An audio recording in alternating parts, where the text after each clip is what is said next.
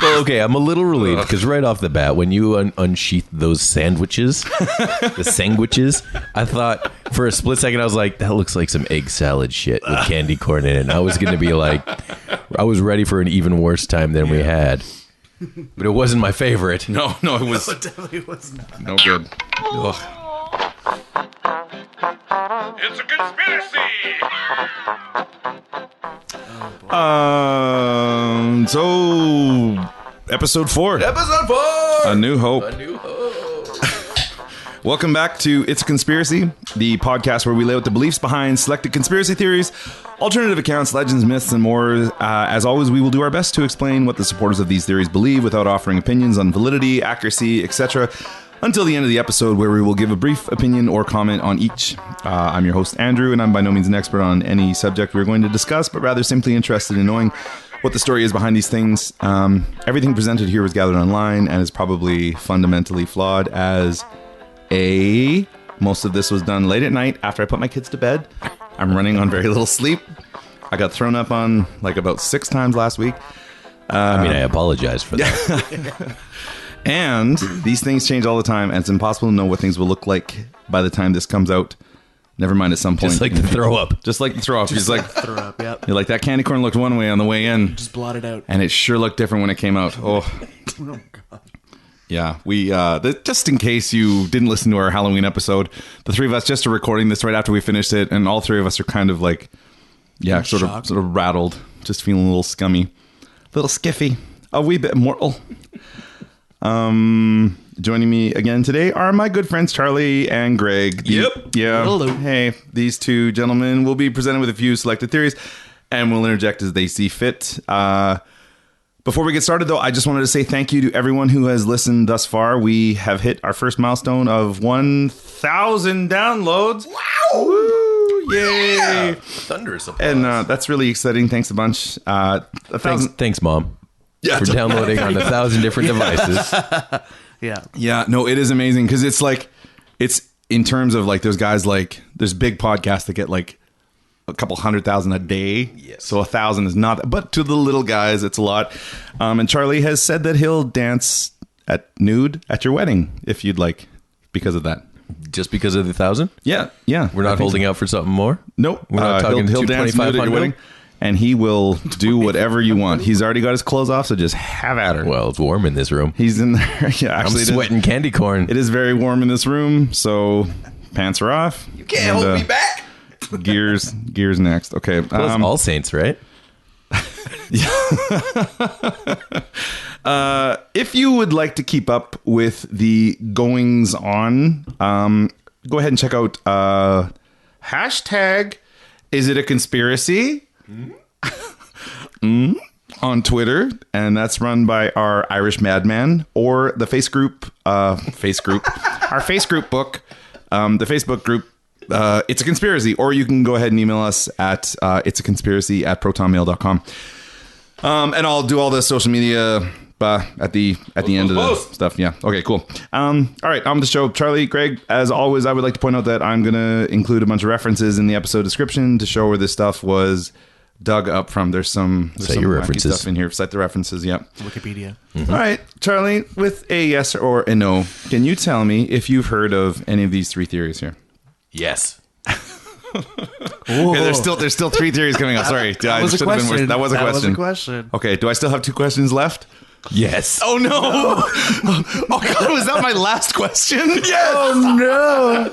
Thanks for joining us on It's a Conspiracy. Oh, well, thanks everybody. See you next week. Yeah. Wah, wah. Okay, so the first theory, chemtrails. Oh, yeah. Okay.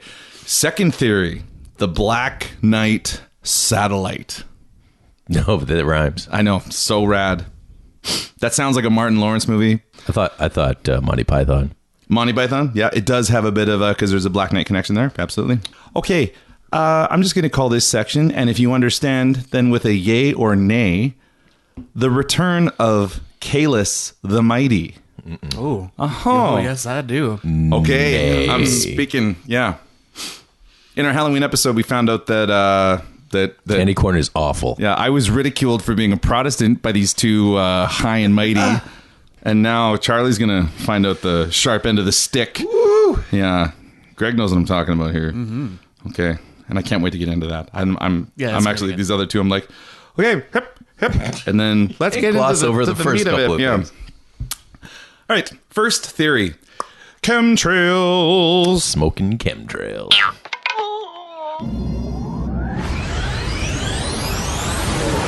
The chemtrail conspiracy theory is basically the belief that jets are loaded up with secret chemicals that are let out in the exhaust in order to fall on the population below. The temporary clouds, called condensation trails or contrails by scientists, Airplane shit. or airplane shit, Yeah. are essentially crop dusting the population below with the chemicals. Actually, speaking of chemicals coming out of the exhaust pipes, we all had a bowl of chili before we started podcasting, and we're in a tiny room. Yeah, this is So we're going to be Been crop dusting this room all night. Supporters of this theory claim that contrails are lasting longer than they ever have, and that is because they are full of chemical and biological agents in order to achieve nefarious goals like manipulating the weather, pursuing solar geoengineering, psychological and physical manipulation, and controlling the population. This theory really got started in 1996 when the U.S. Air Force published a paper titled, and they published this, they put it out, Weather as a Force Multiplier, Owning the Weather in 2025. Owning the weather in 2025. Yeah. Owned. This paper starts out by saying, the purpose of this paper is to outline a strategy for the use of a future weather modification system to achieve military objectives. Whether or not it works. Whether or not it works. Wow. Okay. Okay. Charlie's got the joke knob turned up full makes- blast. You don't have that reverb still turned on, do you, from when we were talking about Can't earlier? hear it. I told you, you wouldn't be able to hear it either Wouldn't be able to way. hear it. So it's- It doesn't come through these headphones.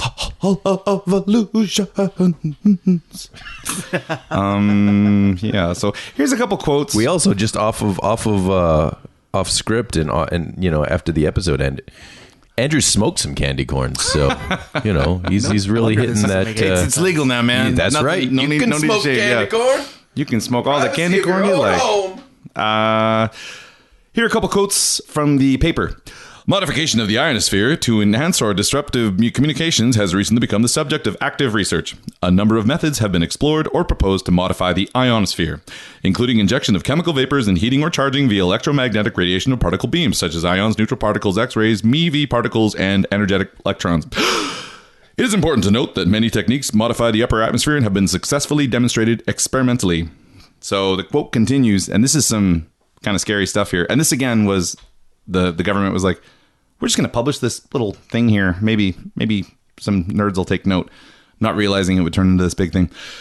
Weather modification is a force multiplier with tremendous power that could be exploited across the full spectrum of war-fighting environments, from enhancing friendly operations or disrupting those of enemy via small-scale tailoring of natural weather patterns to complete dominance of global communications and counter-space control.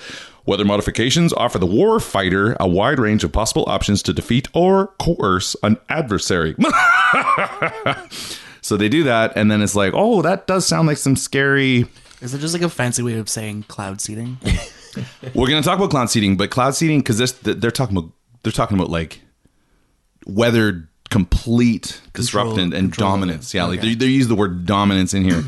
And weather modification, yeah, we'll get to cloud seeding for sure, but enhancing friendly operations or disrupting those of the enemy, you know, they're getting into some serious stuff here. Thanks to people like Richard Fink and Art Bell. Those are both terrible names. Art Bell's amazing. Art Richard Bell. Fink, Richard yeah. Fink? I don't know. Art Bell. Barton No, Fink? but I mean, as a person, Art Bell. I don't know the guy, but that's a bad name. Yeah. Are you an Art Bell guy? Art Bell was coast to coast, right? I don't know. He's a radio guy. Art Yeah. Bell. Art Bell. Coast. I can't confirm either of that. Uh-oh.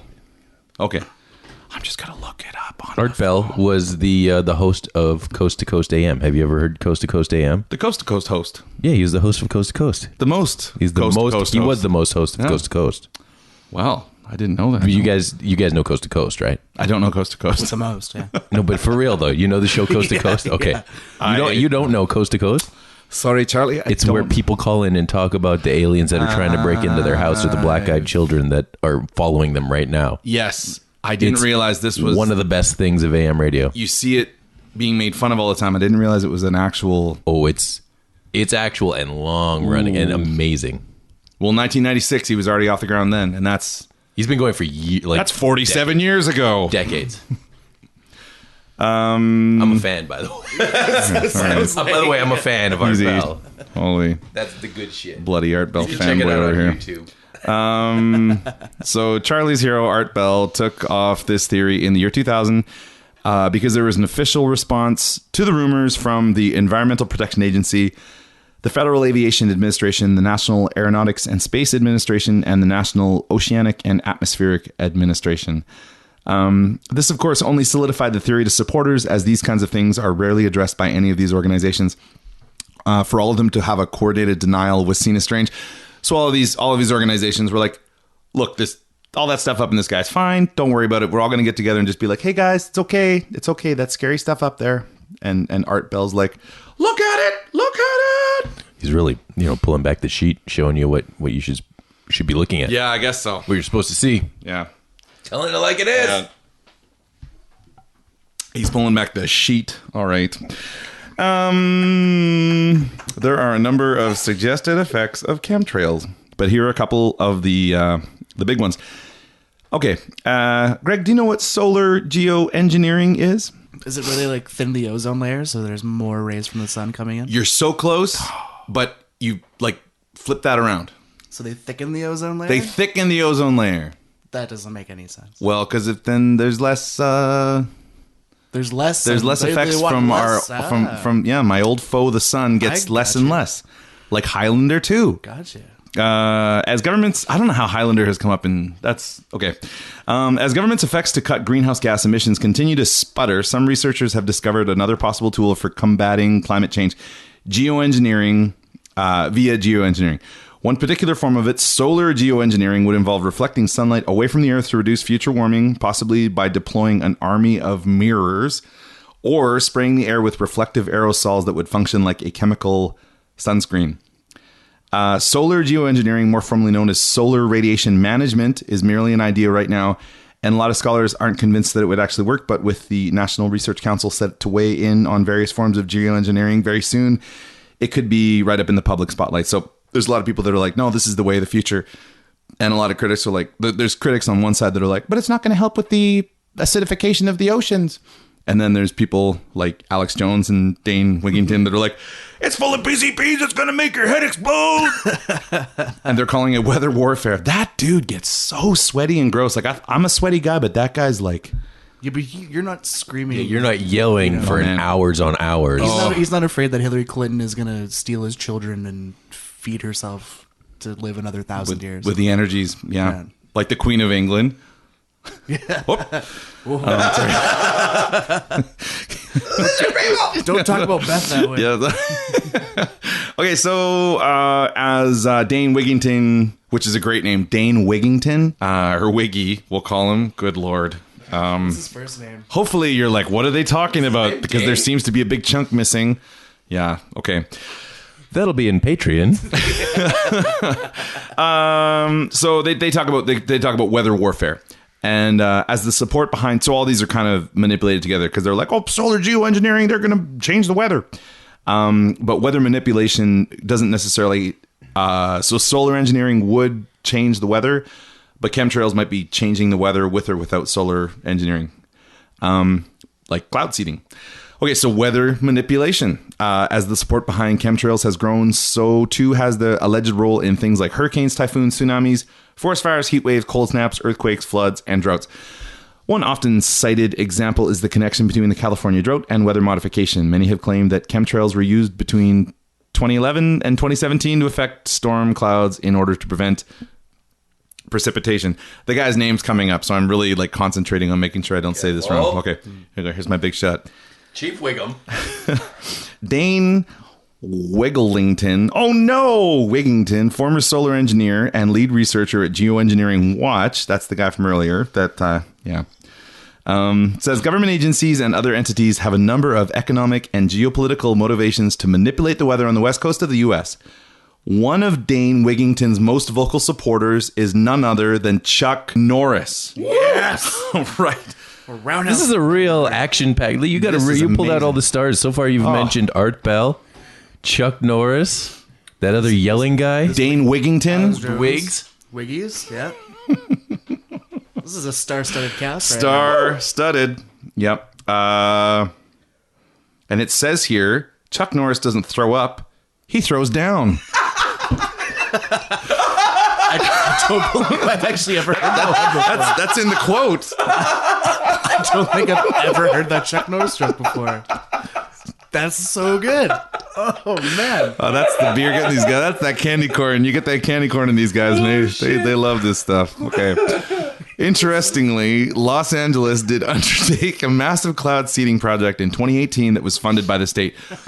So cloud seeding is, I guess they use chemicals to like make clouds so it rains in places. That's exactly what it is. Basically, that's exactly They what do it it is. for Yeah. Abu Dhabi or something. Yeah, that's right. They do it all over the Emirates.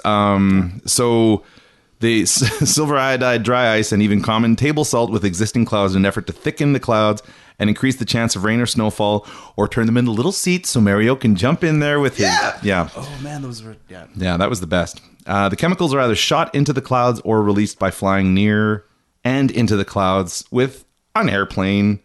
So they are using airplanes to manipulate the weather, but they're not like...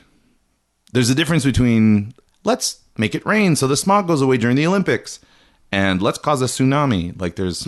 at least 56 countries have engaged in some sort of cloud seeding as of 2016, according to the World Meteorological Organization. These efforts range from the United Arab Emirates trying to meet an increasing demand for water to China using cloud seeding in an effort to stop the Summer Olympics, I think that was 2008, opening ceremony from getting doused with rain, which is really interesting because they stopped it from raining. So that's, yeah. Okay. Why don't you just go inside? Yeah, just take all the Just take all the everybody people inside. Yeah. That was an intense one, man. There's that thing where the guy was running through the stadium, and it's like, this is kind of neat. He's carrying the torch, and then he like ran up the wall and ran through the sky, and it's like, if that guy screws up, the government probably has like, Oh, you're never seeing him ever again. yeah, he's gonna, Or his family. His family's gone. They're all, yeah, oh, yeah. Probably already a hologram, though. Could have been. Well, apparently it was like wires and stuff like that. I don't know. Little hologrammy. Yeah. And then Daniel Craig jumps out of a plane with Liz there at the last, not the last Olympics, but whenever that was, when it was in London. when it was in foggy London town. Was that 2012? I don't know when that was. So much for doing your research, huh? Lazy son of a bitch. Psychological and physical manipulation. Supporters of this series suggest that there isn't any weather or solar agenda in mind at all, but rather we are being crop dusted with nerve agents that are making us more passive, more aggressive, more docile, etc. Governments have experimented with psychological manipulation in the past, and supporters are quick to point out the increasingly divisive nature of social interactions, the withdrawing from family friends, obesity rates, and the rising conditions like autism, mental disorders, respiratory disorders, cancer, etc. One more outlandish theory is that there are airborne agents being dropped on us which turn people gay. Hooray! Man. I know. Why? In order to control the population. And so there's a study into a chemical called atrazine, released in 2010, that many supporters of this theory use as evidence. And Matt Young, a neuroscientist from the University of Nottingham, explained this in an interview with Reuters. I'm not sure how you pronounce it. Atrazine, one of the most comically used and controversial weed killers, can turn male frogs into females. Atrazine has caused a hormonal imbalance that has made them develop into the wrong sex in terms of their genetic constitution. Environmental pollution has a whole host of negative effects on human health, but suggests that waterborne pollutants are altering people's sexuality is taking it a step too far. While he admits it's true that such compounds have been shown to alter the physical sex of fish and frogs and many species of fish, notably Nemo, the clownfish, can spontaneously change their sex. Anyways, so there's a bunch of clownfish that can change their sex. There's something about a bunch of clowns that are like, zap! Wait a minute. Fish are not humans, and humans don't spend their lives living and breathing water. Due to their natural sex-swapping characteristics, it's likely some fish and frogs are very susceptible to the actions of these pollutants, but there's still no evidence that they can influence the development of sexuality. I'm not suggesting this type of water pollution is harmless, but I am saying it's not the holy grail of gay water it's being made out to be. Yeah. Speaking of water turning us gay, what are we drinking here tonight? This looks like a nice, tasty beverage. Nice, fabulous beverage. Charlie, you're looking snappy over there. we got lazy and we just went back in time and got the same Abbey Lane ale that we were. This is the first time we've ever had it. Our Halloween episode. It was on sale. We doubled down. We doubled down. Yeah. Doubled down like a clown. Fish. I'm a lady now. Woo! I think you're getting ahead of yourself. This is beer, not water. Okay. But anyway, yeah, it's brewed here in Alberta. Straight from Edgerton. Edgerton. I like Edgerton. Edgerton's good. Edgerton is the name of that Australian guy in the last Terminator movie that was named after the guy from U2. Edgerton. Yeah, there's the Edgerton. Yeah. But yeah, no, Greg was saying that the town is called Edgerton. That's what I was told. Yeah. Misinformation, who knows? That's not how I read it. It's from the Ribstone Creek Brewery. Creek? Ribstone Creek Brewery. Actually, the guy that told me that they bought an old tractor building that they used to sell tractors in, and that's where they put their brewery in. Well, how else would you create a gold medal winner from the Canadian Brewing Awards Session Ale? Pretty hard to do that unless you're in a room that used to sell tractors. Mm-hmm. It's a lot of horsepower. Mm-hmm. Yeah, that's right. Right on. It's tasty. I like it. It is tasty. A little malty. It is malty, and it's only 3.6%. So we can. It's not that hot butt. Yeah, it's not that hot butt is the total opposite of this. Although I do feel myself getting a little burpy, and I apologize if that happens again. So I'll, yep. Oh goodness! It almost never happens. It almost never happens. Almost never. Okay, second theory: the Black Knight satellite. I'm invincible! The Black Knight satellite conspiracy claims that there is a spacecraft or satellite in near polar orbit of the Earth that is of extraterrestrial origin. NASA, the European Space Agency, and a bunch of others are engaged in a huge cover-up regarding its existence and origin. This conspiracy theory combines several unrelated stories into one specific narrative. In 1899, the internet's favorite scientist, Nikola Tesla, was at his laboratory in Colorado Springs, driving monstrous surges of power into the Earth and also beaming energy outward into space from his 280-foot electromagnetic tower that he'd built. During these tests, Tesla began picking up odd data on his instruments. He was sure that this was a signal of some sort. The signals came periodically and with such a clear suggestion of number and order that they were not traceable to any cause then known to man. So he was like, I'm getting signals and they're in a logical order and they make sense and I think I understand what they're saying. And what'd they say? I'll get to it. Oh, we're getting ahead again. Yeah. In 1901, he published an editorial titled Talking with the Planets, in which he describes his theory on what was happening. So you have to remember, this guy was like Edison's rival, the other big, he was the alternating currents guy. And everyone was like, he is bringing the world into the future. Yeah. And then all of a sudden he's like, look, I got a message from some aliens. Here, just a sec, guys. Just check this out. And that's how it always goes. Yeah, kind of coincided with his, people were like, I don't know. Do your singing accent. You do the same Irish accent anyway. He's going to have a vaguely Scottish rotating accent that's louder than my normal voice. And yeah. I was familiar with such electrical disturbances as are produced by the sun, aurora borealis, and earth currents. And I was as sure as I could be of any of these facts that these variations were due to none of these causes. The nature of my experiments precluded the possibility of changes being produced by atmospheric disturbances. Although I could not decipher their meaning, it was impossible for me to think of them as having been entirely accidental. A purpose was behind these signals. They are the results of an attempt by some human beings or not of this world to speak to us by signals. I am absolutely certain that they are not caused by anything terrestrial.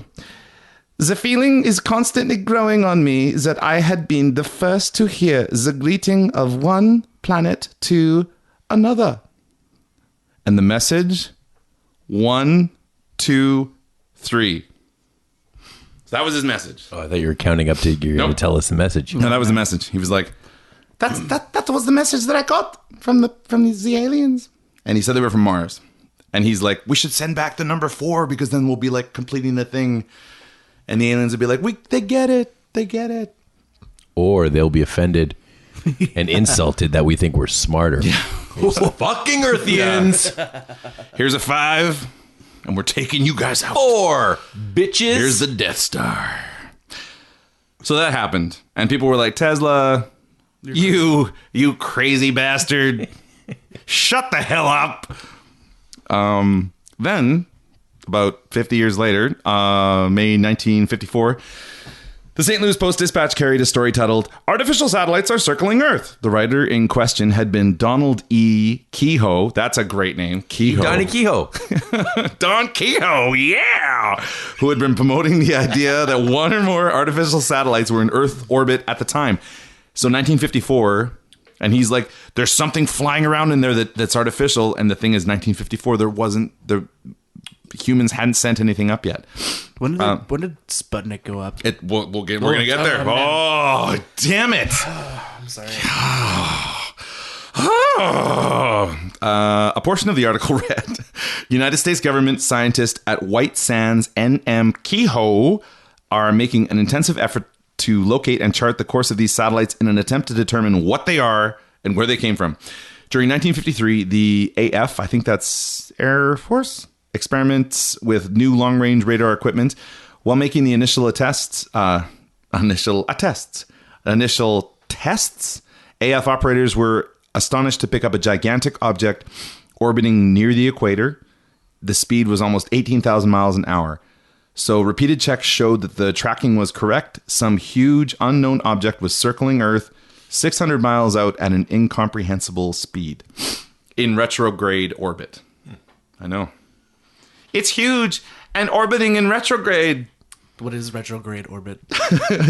Retrograde means it's going the opposite way. Right. That's some horoscope shit right there. Yeah, I know. So I don't know which way the Earth goes. Counterclock. Clockwise, unless you're in Australia, then it's counterclockwise. And it's the other way. And so retrograde is the other way. Yeah. Those Australians. But thank God for Paul Hogan, though, right? Like, where would we be without Crocodile Dundee? Knifeless. Yeah, knifeless. And did you guys see that weird travel thing where they were like, we're making Crocodile Dundee the son of Dundee. Yeah. Be 3, wouldn't it? Yeah. Or no, before, because there's that travesty where he goes to L.A. and Danny McBride. Yeah, and Danny McBride was going to be. Yeah. And they're all... That would have been amazing. Hey, mate. I want to see this now. Yeah. Yeah. But it was just for... It sounded amazing. It's tourism. And it was just a tourism thing. God damn, those Australians. Why do you gotta tease us like that? Why do you gotta make it sound like Danny McBride's going to do something? And he wrote the new Halloween movie. Danny McBride? Yeah. I know. He wrote it? That's bullshit. He did not. Check it. Halloween is a 2018 American slasher film directed by David Gordon Green and written by Green, Jeff Fradley, and Danny McBride. Wow. Good I for love you. that guy. Yeah. That's awesome. Danny McBride. I'm McBride to you McBitches. The fucking boss. Yeah. Jamie Lee Curtis is in it. That's the only reason I want to see it. Yeah, totally, man. She's going to be... I'm more sold now. She's going to be awesome. And it's weird, too. We're in a stage where it was like reboots for a little while, and now it's all about, like, let's go back to the original one. OG. And, yeah, we're going to get the OG... JLC. It's a bad year for Disney next year. They're putting out, like, Aladdin, Beauty and the... Oh, no, they already did Beauty and the Beast. Little Lion King. Yeah. Star Wars. But they do not have a good plan. It's well, they're going to make a lot of money, but whether or not it's good is going to be a whole other thing. By 1960, the debate had arisen again in the U.S. following an incident on August 25th, in which the Grumman Aircraft Corporation also managed to photograph a mystery satellite. The following spring, it was announced on May 18th, 1961, that the Smithsonian Observatory at Cambridge, Massachusetts, also spotted an object. The satellite was first spotted at Jupiter, Florida, a press spokesman said. Unpredicted bright satellite tracking stations around the world have been asked to help track it. And then that is precisely what happened. So elsewhere in the world, a young astronomer named Jacques Vallée had been among the staff with the French Space Committee, and he had observed the unusual retrograde satellite.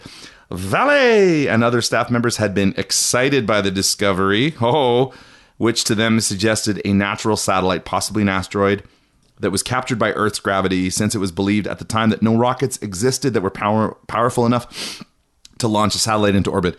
The team who managed to document the discovery were shocked later when their superior found what they had done and erased the tape that had all their evidence on it. So they had a picture, they charted it out, and then their boss goes in and shuts her down. It's like this. There was a further development in 1963 when NASA astronaut Gordon Cooper was reported as saying he had seen the Black Knight satellite while in space, but there was a media blackout on his return, and the U.S. Space Agency allegedly put it down to cosmic hallucinations. How rad is that? I would love that. Totally, right? Hey, can you get me some cosmic hallucinations? Yeah. I'll pay top dollar for some cosmic hallucinations. Like, damn these Iron cosmic Butterfly hallucinations. That's amazing. It's like a whole side of a Rush album. Totally. But the thing is, like, there's been like a handful of people who've been like, well, those cosmic hallucinations will get you down. And then like Buzz Aldrin and like 6 other guys are like, yep, tell me about it. Aliens. Yep. Well, it's because you never catch that first high of the first cosmic hallucination. So you're chasing the cosmic hallucination dragon the whole time, the rest of your life. Now, some supporters of this theory, this is kind of an adorable word here. All right, so some supporters of this theory believe the Black Knight satellite, which is a really cool word, is something called a moonlet, which sounds like a kid's TV show. A moonlet. A moonlet. That's a Van Morrison song. It's like a piglet. Maybe Neil Diamond. It is actually, it's just like a piglet. It's the exact same idea. So a piglet is a little pig. Little moon. A moonlet is a little moon. And so it's a tiny moon, maybe even a tiny planet that orbits a planet. So maybe we actually have 2 moons and we have one little guy. So some modern data, including the work of J.P. Bagby, that's a great name, who wrote an article for Nature in 1966 documenting possible moonlet observations from November 17, 1956 to December 14, 1965, does at least suggest that the moonlet theory is possible, though perhaps not highly likely. The notion has been implied elsewhere over the years, including the November 1958 scientific article, Ephemeral Natural Satellites of the Earth, and the similarly themed Meteoroids Captured into Earth Orbit by Grazing Atmospheric Encounters. Yeah, that's kind of a neat theory. Okay, now this is where shit gets real.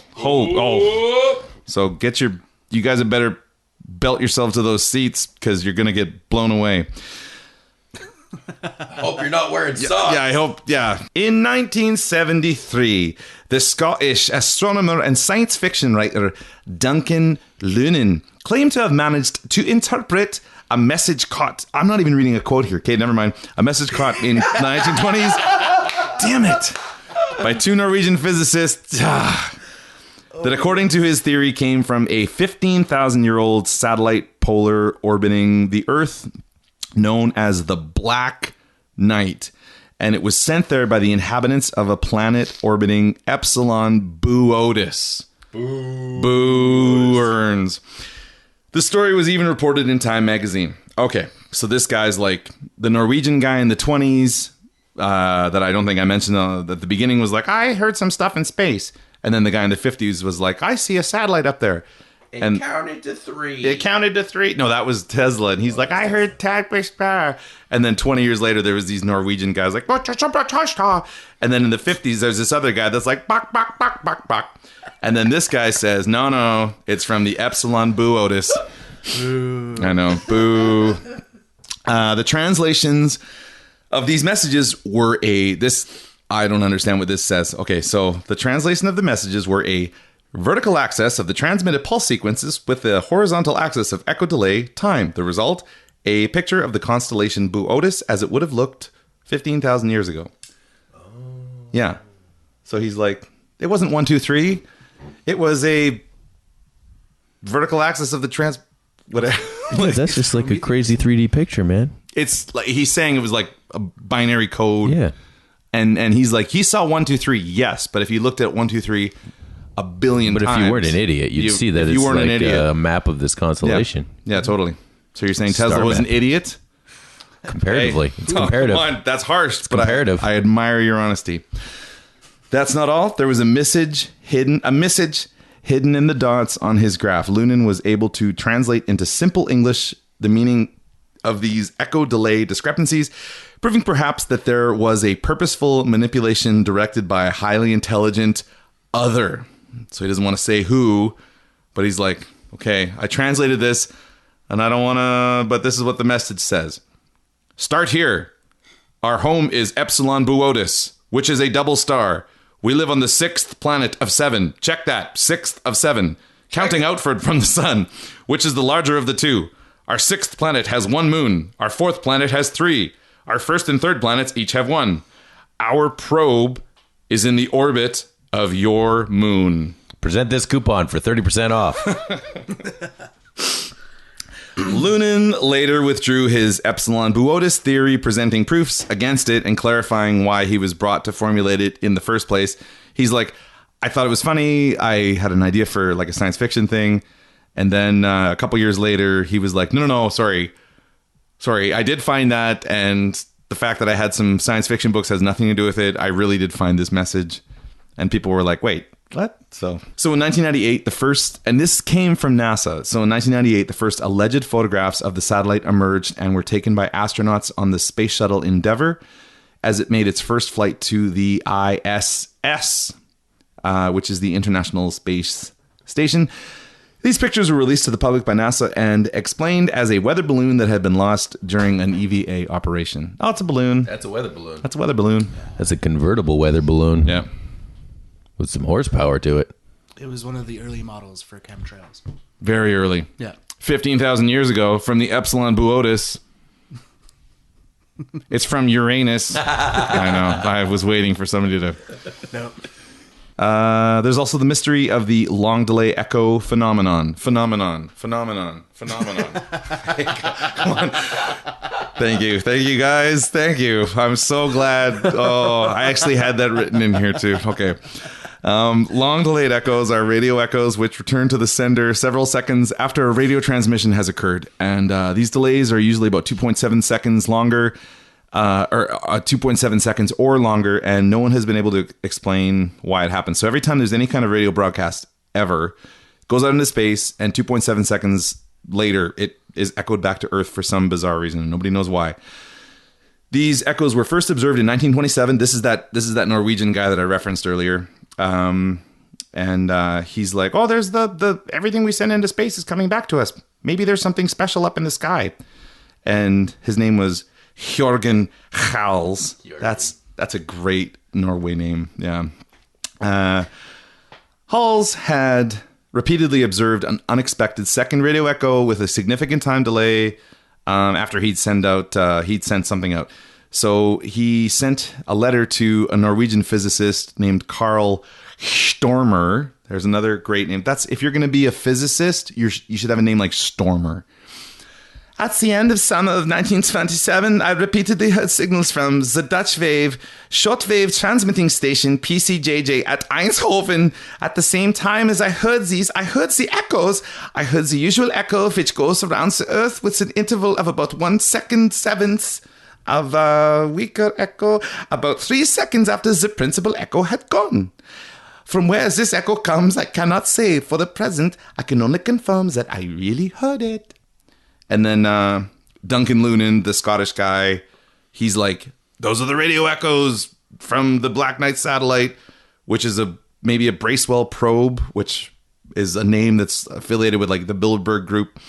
And he's like, the aliens are like recording this stuff sending it back to us so we know it's there, and transmitting it to the Epsilon Buotis people. Yeah. Whew, that's a Man, that was That was a big old chunk. It's a big chunk of pie right there. It's the Mandela Minute. Yay. Woo. Mandela Minute. And thank God, the Mandela Minute this week is going to be a banger. Charlie, you watch Star Trek? Yes. Next Generation? Yep. It's your fave? Channel 8, 5 o'clock every day after school, after The Young and the Restless on ITV. That sounds about right. Yes, sir. Would you say you're a big fan of Mr. Picard? Okay, so out of the 170 so episodes, this occurs in 78 episodes, and he's not always holding it, but it is on screen, and he is there, and it is very hard to miss. But Captain Picard usually is seen holding this crystal, or in a very pensive state most of the time, and people are saying that it never happened. Do you recall Captain Picard holding a crystal and looking pensive? It's a crystal that's, say, like 4 inches long, just a little wide. No, it's not ringing any crystal bells. So, people who have been watching Star Trek for forever and are like way bigger fans than probably the three of us combined, call bullshit and say that there was never a crystal, ever. Right? So, and in my research, which was yesterday and mostly today because I was kind of bored, I only found 5 instances where there's somebody holding it, and it's 4 times. It's Captain Picard. He's usually alone, and then I believe the 5th time is Captain Riker, and I don't remember why Riker is holding onto it, but he's sitting in the captain's little office room, and he's holding it, looking at it, and being very sad, and yeah. When you say Captain Riker, do you mean was that a slip, or do you mean Commander Riker? Okay, well, because there was episodes where he was later on. He was the captain, yeah. And maybe it's like, oh, you're a captain now. Here's your crystal. Look pensive. No, I don't remember what the episode was, but it was where Captain Picard is not there, and he's sitting there at his desk, and it's all Captain Picard stuff, and he's holding the crystal, and he's there just you go. Picarding about. Let's put it this way, Charlie. You're a fan of the Next Generation? Listen, I was TNG a lot a fan, to the point where I was one of those, at the time, unfortunate children who would go to the Star Trek cons with the shirt when it wasn't really in style. It wasn't a thing. To do so. And then you were beat. You were beat mocked afterwards. relentlessly for it. But now, game on. Yeah. Now you'd be everyone mocked loves if it. you went like that. You have to wear your Star If you nowadays, you would be mocked if you're not. Yeah, if you showed up just like dressed like a normal person, Yeah. they'd be like, "Get out of here!" Yeah, what are you doing? Yeah, But and even- then look at this. But even this, like, I don't ever remember seeing him walk around with a crystal. Ever. Nope, I don't recall this at all. Right? And when I found about it, went back to watch a few episodes, and then you finally see one like this. I'm trying to remember which episode this is. I guess to me, this is one of those things. I mentioned this briefly in the last episode where I referenced this. I was talking to this guy about Star Trek, and I was like, I heard this thing about this Mandela effect and this. Then he's like, what's that Mandela effect? And I'm like, well, it's blah blah blah. And then I'm like, did you ever notice how in Star Trek that Picard had he had this, and my friend's like, oh, you mean the big crystal that he would like shuffle in his hands when he was feeling pensive? And I'm like, you don't remember that. It didn't happen. I mean, let's be honest. It is transparent. It's a little hard to see, but he's like, it would be this is akin when you watch it like this to being like, I saw Labyrinth, and I don't remember David Bowie playing with balls in that movie. Nothing wrong with playing with balls. You know what I'm saying? Been drinking some of this bottled water here. I don't know what's happening, but Now we're just going to take a quick break, rewatch all of Star Trek The Next Generation, I've done it and come already. back to you. so that sounds fantastic. See, this is how I know you guys are real geeks, because you're like, let's stop and let's watch Star Trek for the rest of the night. And it's like, that sounds like a great idea. That's Kahless. yeah, the return of Kahless Kahless shoes. the Mighty.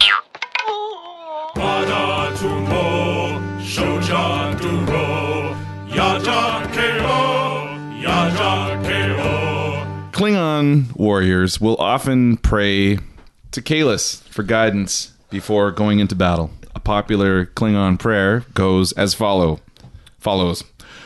Whom do we seek? Kahless. How do we find him? Together. Give us light to see. Forever. Will he hide from us always? Never. So, That's a weird prayer. yeah, it is.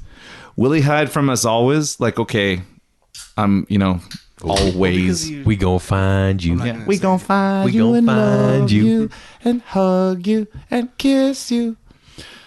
Kahless is a messianic figure in Klingon history, who unified the Klingon people and became the first Klingon emperor. The Klingons' most important symbol of leadership, Kahless said that Klingons should not fight just to shed blood, but to enrich the spirit. His story is a cornerstone of Klingon mythology and their religion. According to the Star Trek backstory in the Star Trek Next Generation episode Rightful Heir, Kahless united the Emperor some 1,500 years ago after fighting and killing the tyrant Molor with the first Batleth. Batleth in Klingon translates to Sword of Honor. I don't need to tell you guys that. It's the badass weapon they That always is, had. it's so It great. is. He fashioned the sword with his own hands by dropping a lock of his hair into lava from the Kristak volcano and twisting it into a blade. Like, That's one long ass piece yeah, of hair. Man. just took out that one piece of hair, probably a pube, killed everybody with it. Short Are and there curly. ginger Klingons? And he was clearly a ginger Klingon. There's the original series Klingons that were all like, "Hey, we're British and we're just gonna dance about and have a great old time for a cup of tea." They consider them like a different. It's a weird strain. I don't know what's going on, but this is 1,500 years ago, so this is still when the Klingons were all Non-horny. just fopping British, bunch of Matt Smiths. British. No, they were. Yeah, no, it's true. It's true. When you watch the ones from the William Shatner, you're like, oh, and then Worf shows up and like the other guys, and even Christopher Lloyd, and I think it's number 3. It was like, this is awesome. Search for Spock. Yeah. No. No. It was the one before Undiscovered? No. Search for Spock was number 3. Yeah. Yeah. And then like Christopher Lloyd. Yeah. No, I don't remember. it was Christopher Lloyd in number 3, which is like crazy how rad he was. And Number 3? yeah. Oh yeah, because it's a Wrath of Khan. Number 2. Spock dies. Yeah. They send him on the Genesis planet. That's what it should have been called. Star Trek 2, Spock dies and he's sent to the... God. Yeah. And then number 3, Spock comes back to life, and the guy from Back to the Future is a Klingon. Despite the emphasis on his victories in battle, Kahless was not only known as a merely great warrior, but also as a great lover. Greg, you're a great lover. I like to think so. Yeah. One day, 500 warriors stormed the Great Hall at Chem. The garrison there fled in terror. Only the Emperor Kahless and the Lady Lucata stood their ground. Together, they fought through the night, and one by one, the attacking warriors fell. Finally, after so many hours, and with the Great Hall ankle deep in blood, they emerged victorious and made sweet, And then remerged. just blammo, drenched in blood. So began the greatest romance in Klingon history. Do you guys remember the Star Trek episode? Also 12 days long. where there's an episode where Worf is singing and the guy, he's like, "That's not a Klingon song," and then Worf breaks into song, and that has to do apparently with the love between Kahless and Lucara. When Kahless united the people and gave them the laws of honor, he saw that his work was done. Speaking of being honor, right? Come on. Oh, that's terrible. So one night he gathered his belongings, and this is going to sound a little familiar. He went to the edge of the city to say goodbye. Kahless said, "You are Klingons. You need no one but yourselves. I will go now to Stovo Kor, but I promise one day I will return." Then Kahless pointed to a star in the sky and said, "Look for me there on that point of light." And he flew off. Man, okay, so I got, there's 2 kids in my family. We were watching a Transformers movie at this birthday party thing the other day. And there's a scene in one of the new ones where at the end, Optimus Prime is like, "You'll all be fine. I must leave you now." And these jetpacks shoot out of his feet and he flies away. Optimus Prime flies away to his planet. I'm like, what? Isn't that also how they get rid of Poochie on The Simpsons? It's a Poochie moment. It's like, how he's a truck. He should drive away. And he doesn't have That highway in the sky. and all these kids. Right up the Rainbow Road. all these kids are like, oh, Optimus Prime, stay, be with the family. We miss you. We love you. And there's like this song. And I'm just like, he can't fly. Wait. Kids don't like this. Turn it off. This is one of the newer movies? This is one of the new ones. It's one of the brand new song? ones. Well, it's not a good song. It's like it's probably like a Nickelback, like Oh, God. doing drugs. Yeah, go. Oh, those movies are so bad. But I was like, and you know, that's the weird thing with the new Transformers movies where you see a snippet of one, you're like, that's not, that's okay. 3 hours later. 3 hours later, you're like, please, God, strike me either dead or blind. And I'm sorry for what I've done. Okay, anyway, so Kahless is like, you'll all be fine. I'm leaving now to that star in the sky. That's your Klingon accent? That's my Klingon accent. I've been using that accent this whole time. That's a BBC covered Klingon. In the story of The Promise, it indicated that Kahless was to reappear in the lava caves on the planet of Borth. The followers of Kahless, or the Guardians, waited there for his return. So these are a bunch of Klingon monks, which I'm like, where's that series? That's an oxymoron. It is a bit of, but it's like the warrior monk. It's so great. It brings good, in though. like the what, we don't want to fight, but we're going to kill all of you now. And for over 1,500 years, Klingons came to Borth to ask questions. And the clerics are like, he's coming back one day, but not today. Not until the right person comes along with the right open heart. And then, so they're hanging out on Borth, waiting around. Who should show up? One mighty warrior with an open heart, a mind unclouded by doubt or hesitation, open to the mystery of destiny. Worf. Worf goes to Borth and runs into the Kahless reborn, and the clerics are like, oh, he's come back, and Worf's like, I'm not buying this, and it turns out that was a clone of some kind. I'm not exactly sure, who somehow ended up on the Klingon Council. Because of Worf. Worf was like, I don't want to be in charge of this. And everybody thinks that you're reborn. There you go, clone. deal with You this get in There you there. go, clone. You just go ahead. I got to go take care of my son. It was more like a figurehead instead of like an actual emperor. Yeah, that is odd. But he propped up the clone. Anyways, that aside, Worf was open to destiny and you know, all this other stuff. So he met the clone, but the clerics were like, it's the warrior we've been waiting for. And Worf had a vision of Kahless while he was still a young boy that led him to join Starfleet in the beginning. He was also the one to find Kahless's bat'leth on Herc, and was the first Klingon that the clone of Kahless revealed himself to on Borth. Plus, number one, his huge importance to Klingon politics. Worf kills Duras, removing Gowron's rival and settling the Klingon Civil War. Later on, Worf kills Gowron to make Martok Chancellor. And then Worf makes the genetic clone the figurehead, and he's like, "You be Kahless, the you be the Kahless, you be the guy." And Worf is crucial to the Klingon Empire, despite time and time again putting the good of his people ahead of his political aspirations. He even gets like weirdly excommunicated from the Klingon Council at some point. Like his family, he gets taken out or whatever. This is dad, wasn't it? It was. Everybody hates his dad. Everybody hates his dad, and he had to assume some kind of, I don't know. He had to accept the betrayal as his, even though it turns out it wasn't. And then he was like, no, I'll just It's like a real bear honorary this. Yeah. Japanese thing. Yeah, exactly. So he is more like a samurai to the rest of them being like Vikings. Or Ronin. Yeah.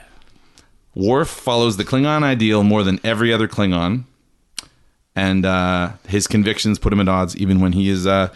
he's at war with other Klingons, but it's always like, in my secret heart, in my Klingon heart. Actually, did you guys notice that his hair changed in the 7th season? It was a good day to die. Oh. Okay, that's so... I know.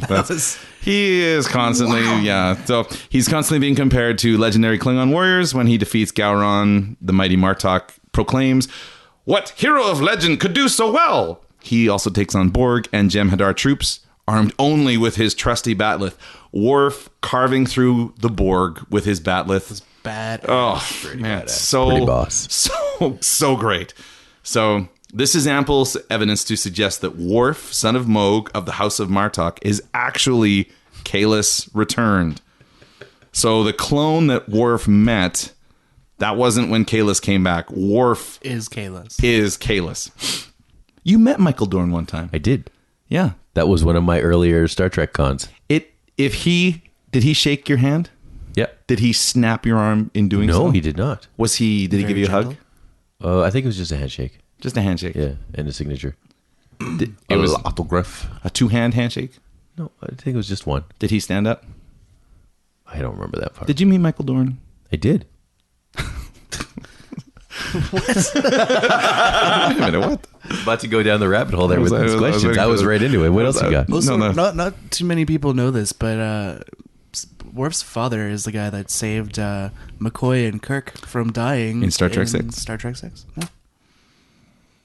This is the new podcast, Undiscovered Country. All right, lads. So do we know what it's time for? Is it? It's opinion time. Yay. Opinion time, opinion time.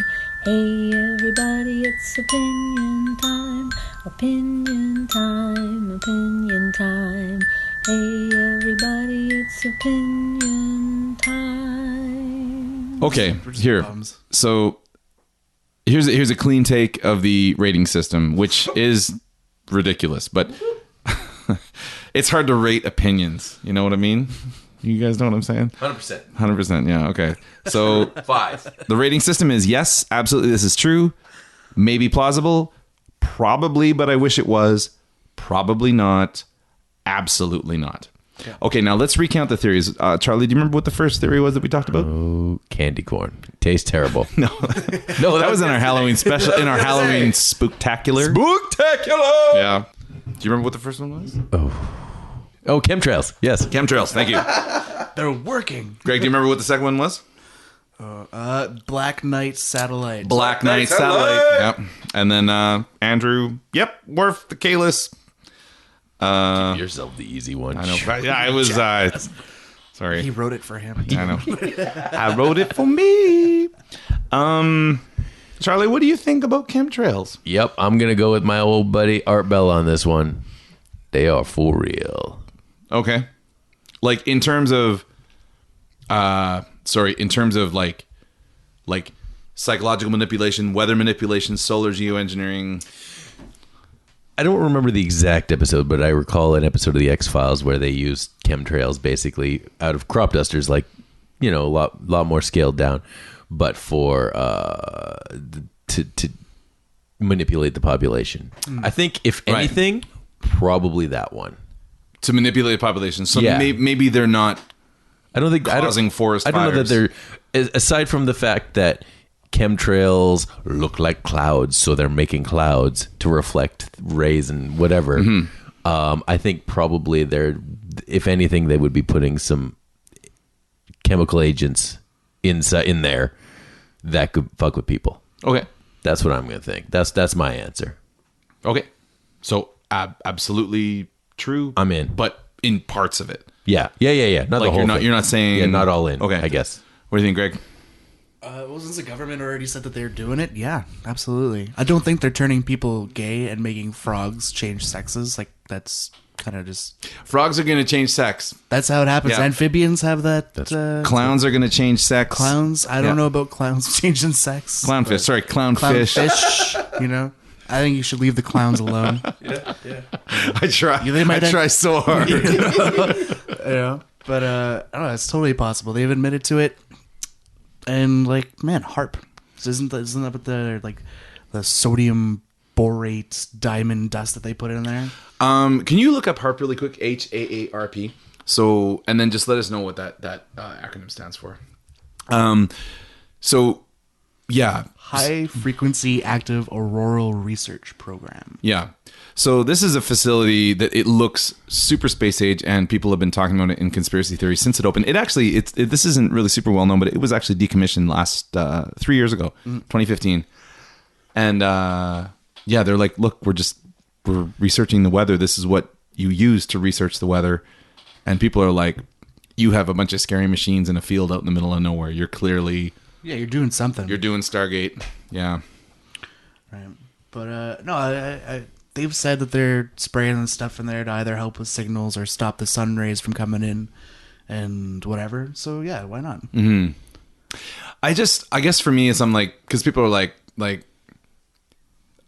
I don't believe in the psychological manipulation. Like I certainly don't think we need chemicals in the sky to make us divisive. No. And like withdrawing from, because I think that the withdrawing from social interactions and family and friends, I would blame social media for that.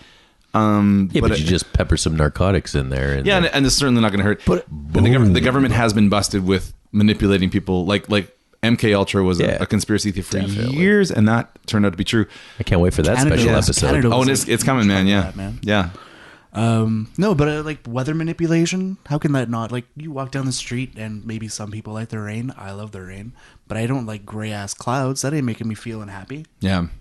So controlling the weather, there's definitely like there's economic advantages to that, where if somebody could actually control the weather, they would be like, boom, like no more droughts, no more forest fires, and be like, if there's a forest fire, let's just bring in a big we got a wave coming, you're good. Yeah, but no more snow in Alberta. When they talk about they're like controlling the weather, they're like, okay, so it's really smoggy in Beijing for the Olympics. Yeah, so like we're gonna have it rain for like a week before, and then it won't be so smoggy when everybody's here for the Olympics.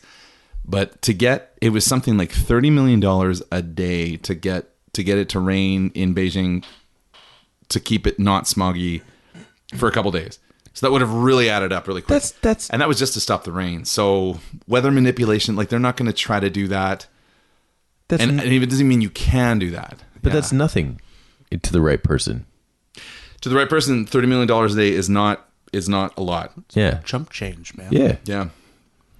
It could be, but I mean, it is also, Beijing is not a huge city. Like, okay, let's look at it this way. Beijing is not as big as Alberta. And Alberta, if anybody's listening from outside of Canada, so Canada has a bunch of provinces. Alberta is the province from where we're recording. And Alberta is like, if you were to take Alberta and like pop it into Europe, it would look like this gigantic country. Huge. Yeah. And like to control the weather in just Alberta would be a lot more than $30 million a day. It would be billions per day. So, but the way you were saying it is like to control the weather is they want like Zeus, almighty powerful lightning thunderstorms where you'll screw up your front lines, and then we don't really have to fight you. They're like weaponizing the weather was the article that was released in 1996, and the American government put this out, and they were like, yeah, we got this thing and we're going to weaponize it and it's going to be so great and we'll control everybody. And they used words like dominance, and it's like, what? Yeah. So that might have been people getting a little ahead of themselves and not really thinking about the implications of what they were talking about. So personally, I'm going to give the chemtrails across the board, I'm going to have to give that a hard 5, because I just don't. No. Cloud seeding, I can see it being used in certain situations, but I just can't get on board with the rest of it's not changing our behavior. It's not. Well, you wouldn't know if it was changing your behavior. No, I guess you wouldn't, but because there's so many factors that are changing our behavior. So do you think that the government, you don't think that they'd try it? I believe that they would try using, this is it, like putting it in the exhaust of jets. Like, put it in our drinking water if you're going to do it. But if you have a crop duster that's going over fields and things, it's also going over lakes and rivers. It is. And it's also going over your water supplies. It absolutely is. It's a weird way to do it if they are doing it. I'm just like, because they're also, people are like, well, I don't remember seeing exhaust from jets when I was a kid. It's like, well, there's more jets in the air now. And sorry you didn't notice that, but there's always been jets. That's what they call them, condensation trails. So it's a lot colder up in the atmosphere. The jet engines are operating at a really high temperature, so they have this hot vapor coming out of engines meeting very cold air, so it's going to make clouds. And they're going to stay there for a long time. Plus, if it's water, it's going to stay there even longer. If it's a bunch of weird chemicals that are all melting and not melting or whatever at a variety of, it's like alcohol in water, like it doesn't freeze or whatever at the same point. So if you see multiple streaks across the sky, that kind of indicates right there that it's water, because it's all like, this is consistent. If every one of them was loaded up with different chemicals, it'd be like all over the place. Like some of it would freeze, some of it wouldn't, some of it would be different colors, some of it would be just totally. Does that make sense what I'm trying to say there? Like, Yeah. But would it separate at all? Would the water stay up in the actual chemtrail, like in the cloudy part? The condensation would, yeah. But the whatever they're dosing it with, yeah. So there's this thing where people are like, amongst they're taking the rest of the, like the other chemicals. It would go into, and that's, so cloud seeding means you put weird stuff into a cloud, like what we talked about it with. Even common table salt. It'll make the clouds heavier and want to rain. Right.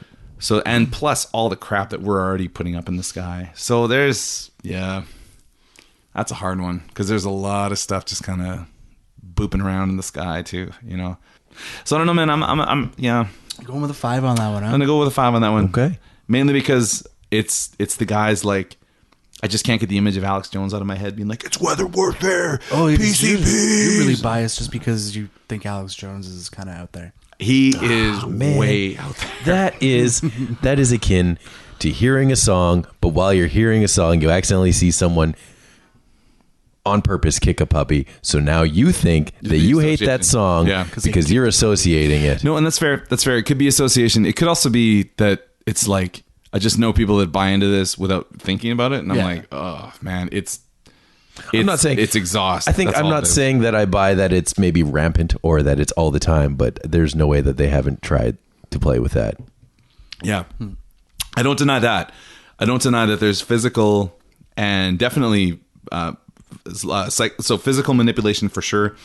And they've been like, I wonder if this is going to give anybody cancer, and they'll like get a bunch of GIs to hang out while they blow up a nuclear bomb. Like, that was physical manipulation. Psychological manipulation has been proven time and time again. We know they can manipulate the weather. Solar engineering is one weird thing where it's like, or geoengineering, where people get really freaked out about it, but it's like maybe the key to saving the earth is some form of geoengineering, and I'm okay with that. But that's not going to help with the acidification of the ocean. Like, that's not going to help fish dying. That's not going to help. I don't know if it would help the temperature. It would help the amount of radiation in the. I don't really understand it well enough to have an opinion on it, I guess, in that way. But chemtrails is a weird one because there's so many factors there. It's like the New World Order. It's like, this sounds like it has a bit of credence, but wow. But it's so connected to a lot of other stuff. There's so many other crazy theories. I'm like, I have to throw it all out because I'm like, no, it's, yeah. So that's, yeah. Yeah, I know, right? Yeah. Looks like you trust the government a lot more than you. Charlie. Moving along to the Black Knight Right satellite. on the Black Knight satellite. Do you want to start this one? I will, but I just love the way that sounds. It's a badass song Black title. Knight satellite. I want to go party there. Yeah, man. Yep. When I saw that on the list of conspiracies, I was like, whatever that is, We're talking about it. I'm in, like, all in. And that is one of the coolest, like, Rosetta Stone theories I have ever come across in my life. Yeah, but I don't. Go ahead. No. Well, because it's the first time I've heard of it, I would love to just read a little bit more. Not that you didn't give a vast amount of information. You did. Vast. But man, I'm gonna have to go with 3. I don't know if it's real. I hope it is.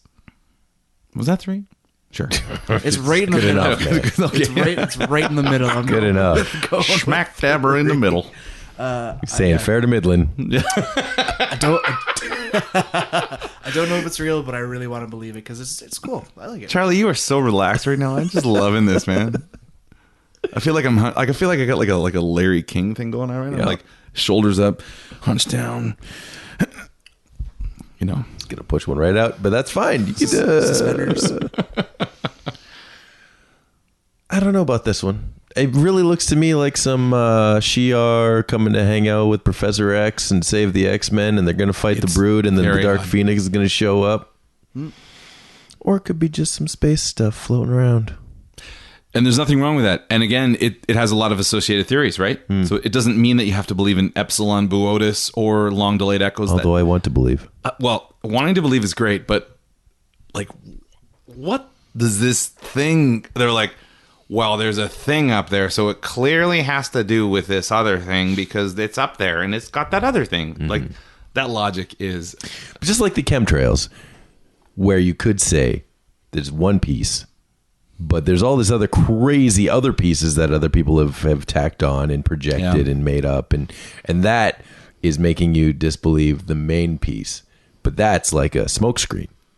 absolutely. You know, it's like, hey, look at this crazy stuff. Look at this fucking moron saying all this stuff. You can't believe him, can you? When you're like, oh, obviously that's all crazy, so I should throw out all of the information. When maybe the cornerstone, the very pinnacle, the very first thing is the true thing. See, now what you've just done is you have just boiled down every conspiracy theory to its core right there. So there's a lot of weird stuff, but there's this one little thing that smacks of truth. And that's usually, no matter how crazy the conspiracy theory is, that's usually the thing. So where's the candy corner truth in this one? Well, you're right, because there's a weird thing up there, and it's up there. Like, there's pictures of it. Like, I saw it. Yeah, it's up there. And that sure as hell doesn't look like I don't know what a weather balloon looks like. Floating burnt Dorito. There's something weird up there floating, and it's going in retrograde. It's going very fast. It looks very foreign and alien. But you had a really interesting point. What I said earlier was, I was like, if we imagine what a spaceship looked like, that doesn't look like a spaceship. So, you know, we're kind of projecting our imagination. We're like, oh, there's a spaceship up there, and you imagine like a Romulan bird of prey or whatever, like coming in. Is the Romulans have bird of prey, or is that the Klingon bird of prey? Klingon bird of prey. Okay, whatever. Well, yeah. So somebody's whatever comes in, and you're like, here's a spaceship, and everybody has an idea of a spaceship. And that's not what this thing looks like. But then, oh, you're just thinking about it wrong. No, but you had a really interesting point. So do you want to go ahead and like that was? I was like, holy shit! My mind was blown by that little comment. So what we saw and the way we looked at it, it looked like it was a vertical standing piece of floating space debris. But if you take that floating space debris that's vertical and you turn it sideways because, you know, where's up and down in space, right? Then it looks more like a traditional spacecraft that people might see in any sort of sci-fi film. Yeah. It immediately looked like a fighter jet or something. Yeah. And if you had an abandoned fighter jet floating around in space, it probably wouldn't stay, you know, wings out, cockpit up. Well, and we don't know which direction because we're just seeing a still photograph. Yeah. It's just... We don't know which direction it's headed. Maybe it's going straight down, in which case it is completely level for what it is.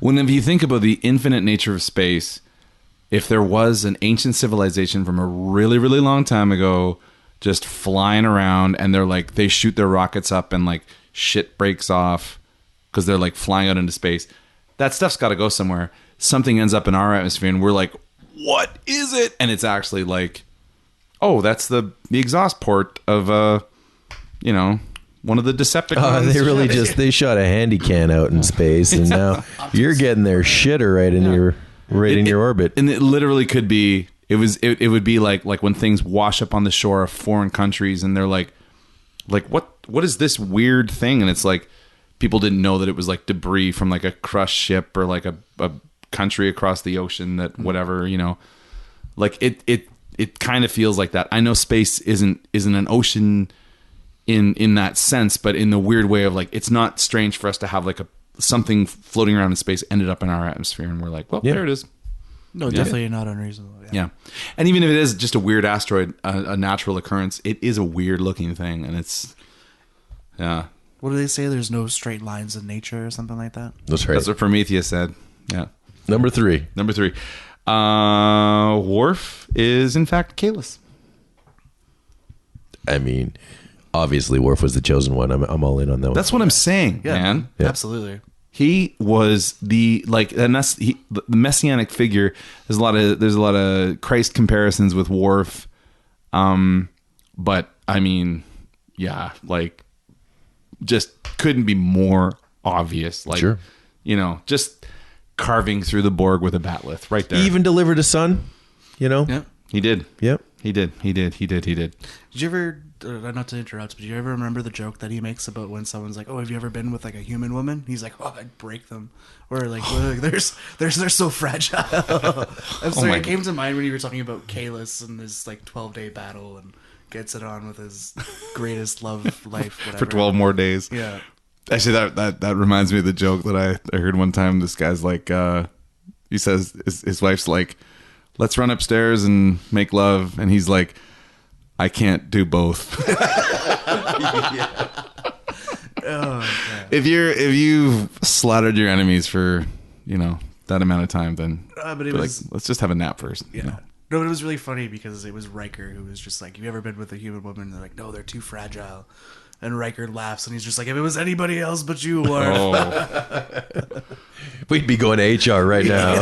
Right. God, Riker, what a guy. That beard. So we're all agreed. We're all in on this one. Oh, Are you crying? You said a tear I'm of getting joy? I'm getting a little emotional thinking of Worf. He's just such a God, he gets to me, man. And he's so like when him spoiler in the last episode of The Next Generation, him and Troy end up together, which I was like, That was cool. That's actually. very cool. Yeah. Was it only in the last episode? I It thought was, that maybe before. maybe the second last episode. it It was was very, like- very I close. think it was the one before, but they're dating, yeah. Yeah. And it's like I remember it Troy. being longer. Because the very last one is the one where Picard's traveling through timelines. And that's right. And Riker shows up later on and he's all old and he's like, "Worf, you messed up Troy and she went crazy and died." And I yeah. have to rewatch that episode because I don't remember that part. And they had that was their rivalry. And it's like, "Worf, just kill Riker and just you and Data Picard. You guys will be fine. Riker isn't going to do anything, but like, Picard and the yeah, dog. he's going to make inappropriate comments and he's just a liability." You know? Play a really shitty trombone. If we need a trombone solo, we'll get him. Otherwise, Boy. yeah. Mandela effect. Like, Mandela Oh, sorry, effect I'm sorry. also ties in. yeah. Yeah, and the Mandela effect. I mean, so had you? Because we I don't remember that at all. No. Right, and you were a fan for a long I time. watched every day for Okay. a very long time. Now you are in the generation that, like, once again, reality is like this self-correcting stream, Yeah. and some future horrific thing was avoided, and the only consequence was that Some shit got fucked up for me. Patrick Stewart's walking around with a crystal. Yeah. you're like, I don't remember that. I think it's such a small part that nobody noticed. They like, Maybe, yeah. you know, like I said, there's only Like a few I episodes. don't that feel you like they actually- ever brought attention to it. Like, Yeah. I hold this crystal. Like there's no meaning behind the crystal. There's no like 20-year backstory where it's like, Yeah. oh yeah, someone In a gave me this flashback crystal. episode, bottle episode. It's my, it's my safety Yeah. blanket. You know, I had the feeling when we were coming over here that you kind of didn't feel that this was the same as the Berenstain Bears yeah. in terms of Mandela effect. Mainly because it's in so many episodes, but it's really like I watched it and I didn't start watching The Next Generation until like a few years ago. Mm-hmm. Like I was an original series guy. I was a Kirk guy for a long time, and then saw it. Someone pointed it out to me, and I'm like, oh, I just watched that. That's not a thing. And he's like, check out this episode and this episode, and I did, and I'm like, God damn it, That's there's unreal, that freaking man. crystal. When you see it, he's holding it, flipping it back And and not forth even with his like hands. holding it, he's looking at it like pensively, like there's something he's thinking about, something really deep. So Yeah, like, where the fuck did this crystal come from? yeah. Pretty like, actually that's probably exactly what's Hell, going this- through his head. why did this always end up in my hand? Where am I? Damn it, this is This always wasn't on here my in the table. other timeline. I'm sitting on the potty, but I didn't take my pants off yet. But yeah, no, I think it's just such a small detail that nobody Give was me a like cup of tea. into it. Like they said, like I said, they never had a bottle episode where it was like, they flash back to Paris where he found the crystal and connected because of a lost love or some shit over a cup of Earl Grey, his first cup of Earl Grey tea. Hot. Yeah. Earl Grey hot. How great is it though in like old episodes when they flash back to like a young Picard and it's just Patrick Stewart, but he's like got like a shit wig on, and it's like, you guys, come on, like there's other things you could do to make CG him. wasn't great then. I know, and de-aging has become amazing, but when you put it's like it doesn't even look like a good wig. It looks like It's like a wig on a pig or something. yeah. It looks like they got like the wig from like the stunt double from like the Home Alone movies, and they're like, okay, this made Kevin McAllister. We'll just give that to Patrick Stewart. And he's like, oh, I don't know about this. Oh, I was Richard III one time. Yeah. Just give me the wig. Yeah, no, he is. Yeah, I love that guy so much. But they should have just been like, he really did become a very handsome bald man at a very young age. Like he was Stewart?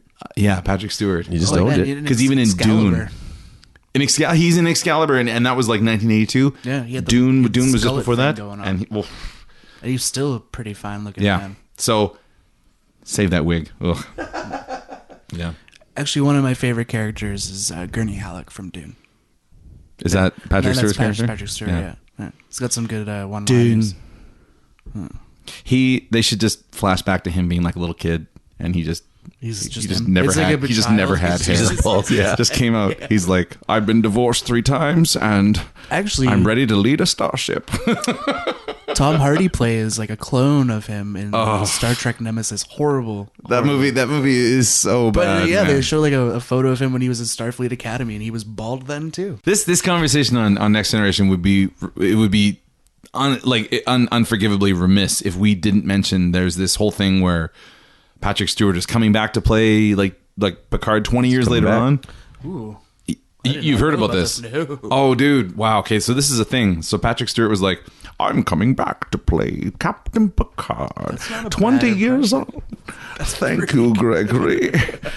And I might be a hologram in only one cameo episode. But he's coming back. Make it so. Yeah, I definitely That watched textile android, make it so. Oh wow! Okay, holy boy. sorry guys. It's been a long night. It's been a long night. We've really no, but he's coming back. So he like, and I'm wondering if on the shoulders of that, it's like, is Worf coming back? Is LeVar Burton going to come back? All right, I think that's the I think that's the show.